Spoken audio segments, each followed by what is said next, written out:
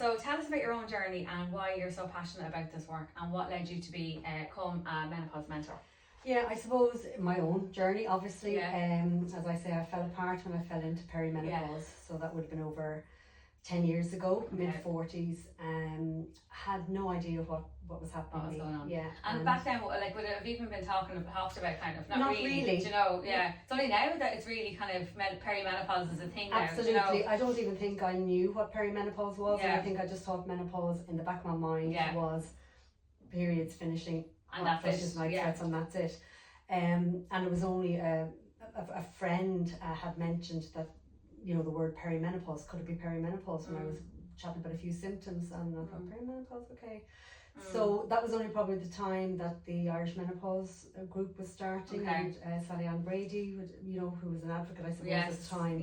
So she had kind of kicked that off. So joined that group, had a couple of discussions with her, and then realised, it was like a light bulb moment. I think my first main symptom looking back was sleep deprivation. Okay. And I was always a good sleeper, and I was putting it down to everyday stress. Managing a family, managing a home. I was in the corporate world at the time. I was in banking, so I was putting it all down to that. But of course, I know it's so easy, isn't it, to put down to things that are happening in your life. You know, you kind of say, well, this is what I think it is, but really, it's not. Like, you know. Exactly. So I just found then over those few years, and then it was all around sort of COVID hit and all of that. But I think for me, certainly the psychological impact of the loss of hormones, with not understanding back then.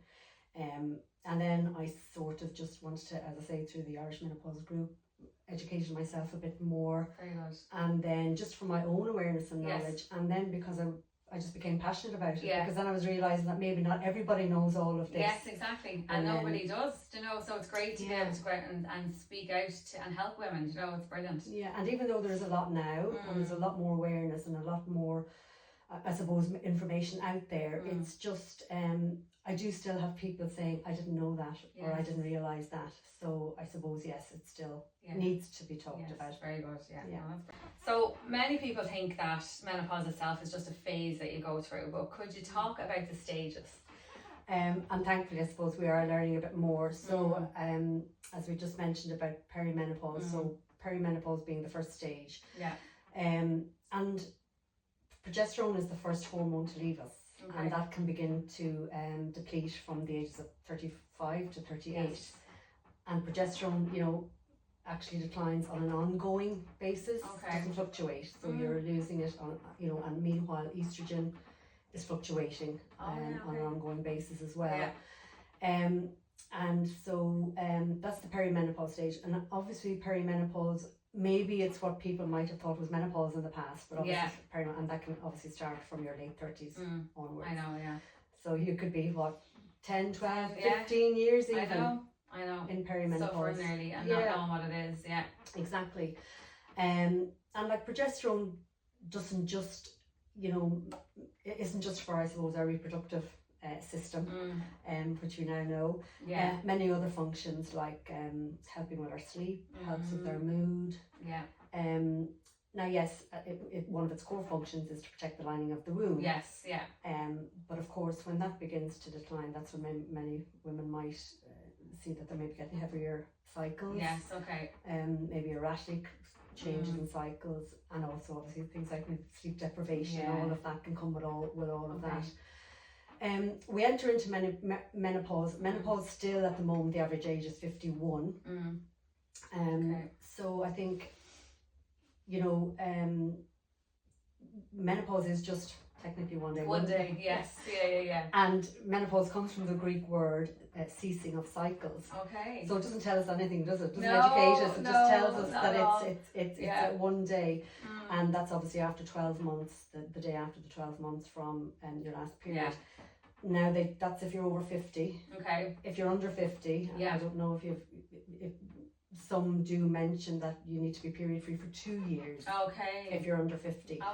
But that would probably be more to ensure if you need contraception or anything like that. So that's really interesting. Then we have postmenopause, which a lot of people now, including myself and some of the educators, are trying to maybe move away from using the word post-menopause. Okay. Because menopause is a ceasing of cycles, but you're in that stage for the rest of your Yes, life. I know. So it's still menopause. Yeah, exactly. Yeah. So I would love myself personally for somebody for us to think of something different, because I think by having that phrase, a lot of women may have put up with the symptoms and not figuring out what they can do. Yeah. And just roll with it, thinking I'll come out the other side. Yeah, so post-menopause is like, you think, I'm out of it. I'm out the other side. Like, you can still get symptoms, though, can't you? In post-menopause, absolutely. You can still, you know, whatever hormones we have by menopause, obviously, quite a number of our hormones, like the progesterone, estrogen, and testosterone, which again is one of our hormones. That's the last to go, by the way, normally. But yeah, I think, you know, whatever hormones will be still being produced in the body, because they're not all produced, I suppose, by the ovaries. Yes, okay. They will still decline and plateau. So yes, women can still experience symptoms. Yeah. So tell me more about the variant symptoms and the ones that are less kind of talked about. Yeah, there's an array of them. There's so many, isn't there? Yeah. I have a symptom checker actually on my website, and when I was just looking into it, I couldn't believe, like, itchy ears. Yes. There's so many, isn't there? Really, like, that you wouldn't think. That's it. Again, estrogen isn't just required for our reproductive system. It's got hundreds of functions in the body, and estrogen, there are receptors everywhere, including the ears. So when you mentioned itchy ears, and that includes tinnitus. Yeah. A lot of that's the ringing in the ears. That's the ringing and the buzzing. I've started that, and I had an appointment there during the week, and she actually asked me, do you have ringing in your ears? And I actually do, but I forgot to say it. So I was like, yeah, I actually do. And it was a really, really piercing sound. It's mad. So that is it. Like, again, that's the estrogen fluctuating. Yeah. Does it come and go? Probably. Oh, comes and goes. Yeah, exactly. So that's because we've estrogen receptors in the ears. The itchy crawly skin. And in fact, I know you mentioned itchy ears. It's also because the receptors in the ear, people can get dizziness and bouts of vertigo. Yes. Right, it's very, very common. Yeah. The frozen shoulder more recently has been added. The plantar fasciitis in the ankle, pain in the ankle with no injuries. Same with the shoulder, not you know, you've not injured it. Unexplained, you know. As I say, the itchy crawly skin all over, which is like a raise of histamine, becomes kind of prevalent in our system. Or the shock feeling, like it's like ice and I think something's crawling on me or something.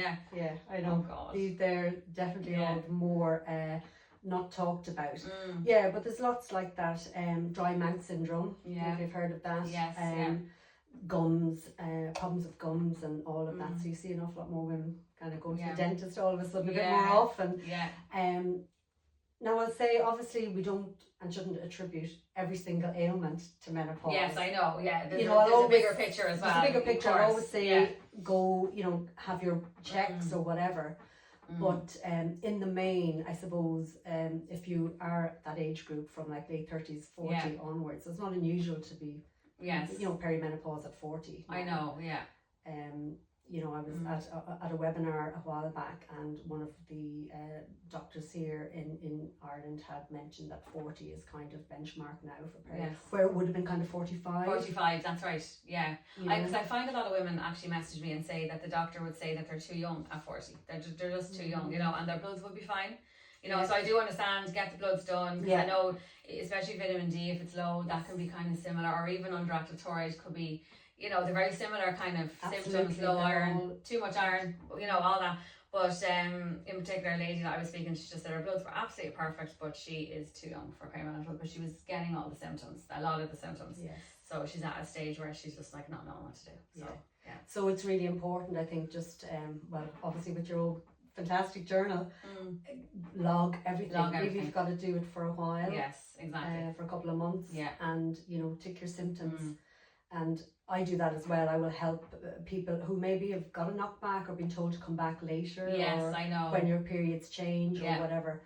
I can I do sit down and go through symptoms and all of that and help prepare them to go to their next visit for the GP. So they might get a little bit more out of it. Yes. If exactly. I know. Yeah, I think you have to be educated going to the doctor anyway, don't you? And I think as well, like for those listening, like just when you go to your doctor, say, is there anyone qualified actually, you know, to talk about this? And you might get a longer appointment as well if you're going to, because you don't want to go in 10 minutes, 15 minutes, and you're like, some doctors genuinely give the half an hour. If it's, you know, you would say what you want to talk about, and to be put in with the right person then, you know, as well. 100%. I always say that, and to advocate for yourselves, always ask for the person that's up to date in menopause training and awareness. Yes, definitely. Absolutely. If it's just a one GP, then ask them if they've had their training, and if not, why. Yes, exactly. You know, I know, really it's very important, isn't it? now. Yeah, no, it really is. Absolutely. So the types of supports. So what types of support should women consider then? Well, again, it's back to the educational piece, and I suppose when we begin to understand that these hormones that are depleting aren't just for reproduction, or for libido or anything else, essential for, as I say, many functions in the body. Somebody had said recently, somebody that I do admire and follow, that if we were to change the word menopause and say, you know, hormone depletion, would we maybe understand a bit more what's going on for us, you know? So I would say, you know, considering hormone replacement therapy, like replacing our hormones, and is certainly an integral part of it. Definitely. Yes. That's number one we need to consider. And then I suppose we need to work out what it is that we need ourselves as well in terms of wellness and well-being. Yes, okay. So it's, what are your practices? What are your daily practices? Yes, to keep well? okay. Yes, I know what you mean. Yeah, it is definitely, I feel now, for me personally, I feel what I eat, basically. So food, nutrition, you know, walking, it's so important. And if I don't, like, I'm really sensitive, and I've noticed the older I get. So if I have a bad week, let's say, or, you know, I'm just whatever, I'm not prepared, let's say, or I'm not, and I'm just, you know, and that's normal too.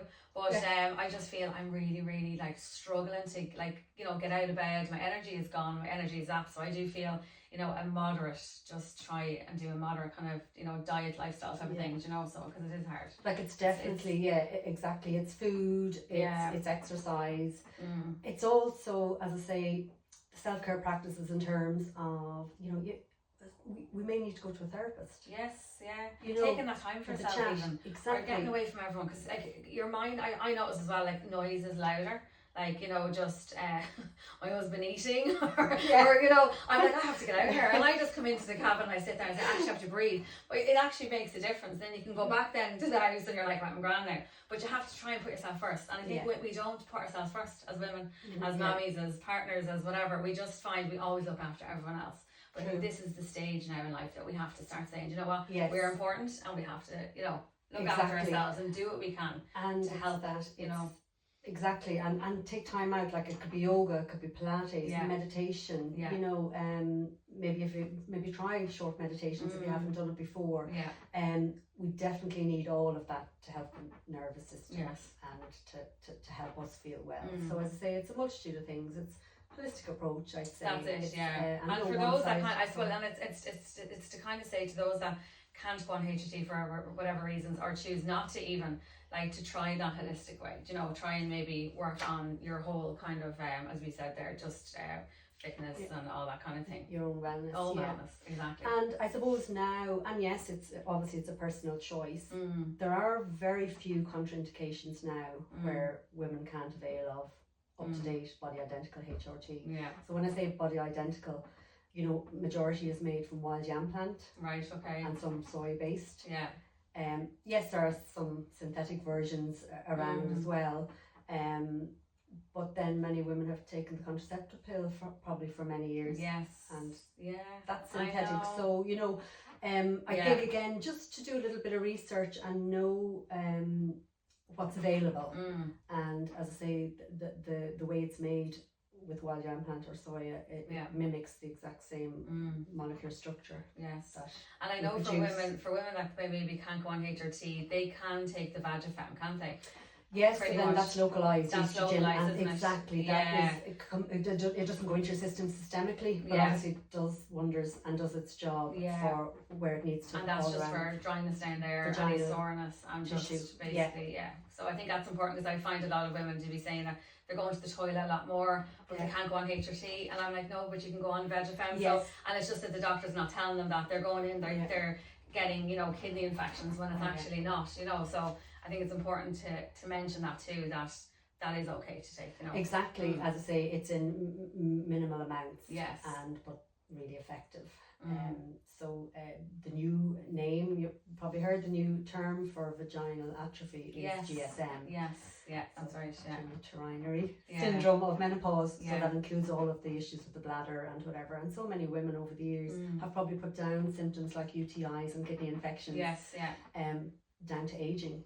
When in fact it's a loss of estrogen. And I think we put up a lot with as well, because we just think, oh, we're, you know, it is what it is, and that's just what happens when you get older.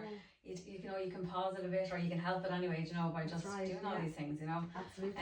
But I think as we're just like, I think they're supposed to mention that HRT is just not a quick fix though, and that's the bottom line. It'll help. I know for me, it helped me to kind of get on the path to, let's say, feeling better in myself, you know. So it definitely does.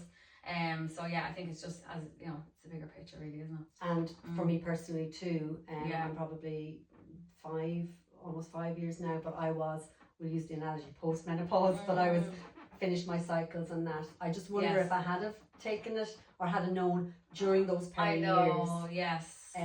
What would the difference be? Would there have been a difference, or kind of a few years of not feeling myself?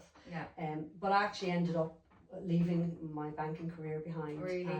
And that actually, just to say that, and hence you asked me earlier about the passion for this, and then when this is what I wanted to do, and help others then understand what's happening to us. Because that's why I'm bringing Ladies Let's Talk into the workplace, and I think it's so important because so many women in the workplace, they find that you know, they're kind of brain fog, and especially if you're doing something that you're calculating all the time, and it can affect your job, like it really can. I have so many women I talk to, they say they just give up. They couldn't I just gave up. And it was myself, I suppose, more than anyone. Like nothing was. It just, I didn't feel comfortable in the workplace anymore. I know. I can imagine. That's 10 years ago. I know. Maybe 8 years ago. So So. Well, look, you come out the other side and you're doing what you're doing, and it's brilliant, absolutely brilliant. So that's it. We could talk all day, couldn't we? We could indeed. So I'm going to put your Instagram account here, and so anyone can approach you if they want, and they can message you and reach out to you. Phone me or message me. My number is there. Your number's on there. Both platforms. Instagram as well.